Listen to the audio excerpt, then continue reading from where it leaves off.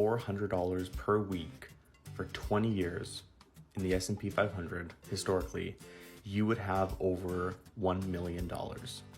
Now, where do we get this math from? So the S&P 500 is an index that tracks the 500 largest companies in the US.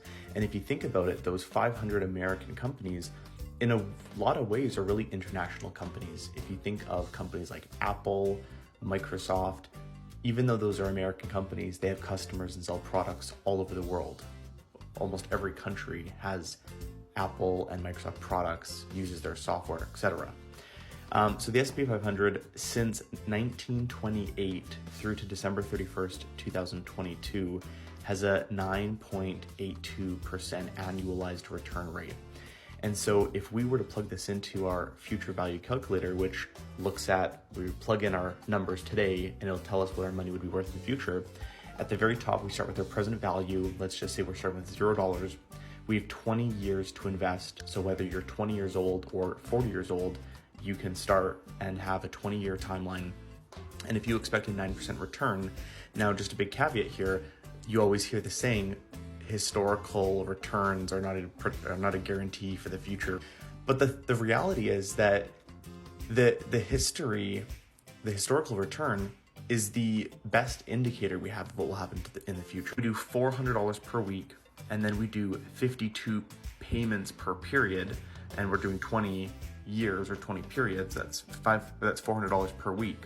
That's how we get to the over $1 million value. Now, if you want to say, well, geez, we don't know what's going to return 9% in the future, fair. Let's do 5% then. We calculate that. That's still going to be worth $700,000. This isn't magic. Like, this is not any kind of a hidden thing that, is not available to you. Like, this is just math. This is 20 years of investing, $400 a week, at 5%, which is an incredibly reasonable rate. That's what it comes out to. Now, the big reason this is unattainable to everyone is because investing $400 a week is extremely challenging. If we were to take a $70,000 a year salary and say that we're going to invest a third of our income, that would mean that we would be investing $23,100 over the course of our year. The higher percent that you're able to invest will just determine how quickly you're able to reach this financial freedom and having, this size of a portfolio.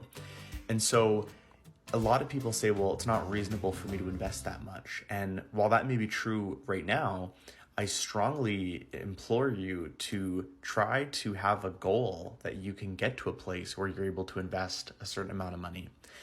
And that might mean some sacrifices in the short term. If we take this amount and we divide it by 52 weeks per year, that's $444 per year. And so I would say that the math doesn't lie. If you want to work for your whole life, paycheck to paycheck, and just suffer, that's one option.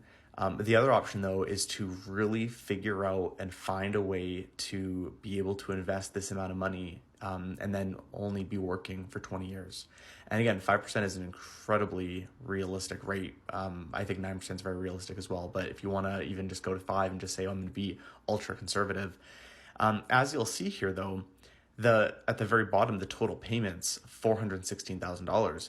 That's how much you've paid yourself. And then the middle number, the $288,000, that's the total interest that you've earned, or kind of capital gains that you've made on your growth of your investment.